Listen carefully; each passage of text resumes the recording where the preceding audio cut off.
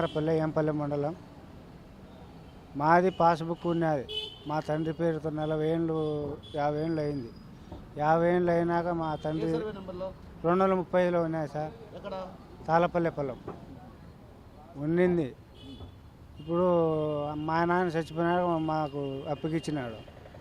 మధ్యలో ఈ జగన్ ప్రభుత్వం వచ్చినప్పుడు గొందపల్లి శివాడి విఆర్ఓ అని వచ్చినాడు ఎంపల్లి మండలానికి.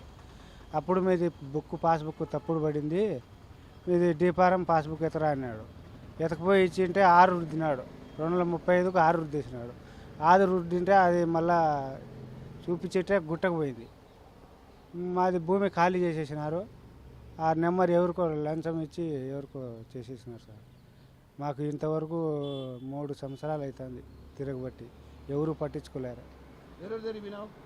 కలెక్టర్ దగ్గర 5 సార్లు పోయినా సార్, 5 సార్లు కూడా పట్టించుకోలే. మంగళగిరి పోయి ఫోన్ చేయించిన ఎంఆర్ఓ సార్కు, ఆడ పట్టించుకోలే. పులింగలో ఆర్డీఓ సార్కు పోయి చాలా రోజులు తిప్పలు పడినా. మీరు అక్కడనే కొట్లాడుకోపోండి, ఇక్కడ తరం కాదంటున్నారు. అది మాకు న్యాయం జరిగి మాకు భూమి సర్వేర్ చేసి ఎవరికి ఇచ్చినారో మా భూమి మాకు పట్టా చేయాలి. ఇప్పుడు నువ్వేం చేస్తాను అంట? మేము తోట సార్, అది అరటి పెడతాను, వ్యవసాయం చేస్తాను. వ్యవసాయం చేస్తాను. ఇప్పుడు ఆ భూమి కోసం ఏం చేస్తాను? పోరాటం చేస్తాను. తిరిగి తిరిగి చాలా అయిపోయింది. ఇప్పుడు యాడికి పోతాడు ఇప్పుడు నువ్వు? యాడి మంగళగిరి పోదామనుకున్నా సార్. మళ్ళా ఆండి ధర్నా చేస్తాము మంగళగిరి ఆఫీస్ కాడ. CM office Mangalagiri Pawan Kalyan office దగ్గర 2 సులు పోయినాం.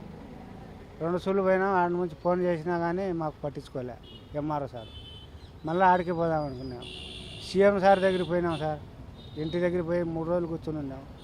3 రోజులు కూర్చుంటే ఆడ నుంచి కూడా లెటర్ వచ్చింది కలెక్టర్కు. మీరు అక్కడి నుంచి లెటర్ వచ్చింది, మీరు కలెక్టర్ నుంచి ఫోన్ చేస్తారు ఇక్కడి నుంచి ఆఫీస్ కాడ నుంచి. మాకు చేయకండి సార్, వాళ్ళకి ఆఫీసులు చేయండి, మాకు ఏమొచ్చాదంటే వాళ్ళు కోపగించుకుంటున్నారు.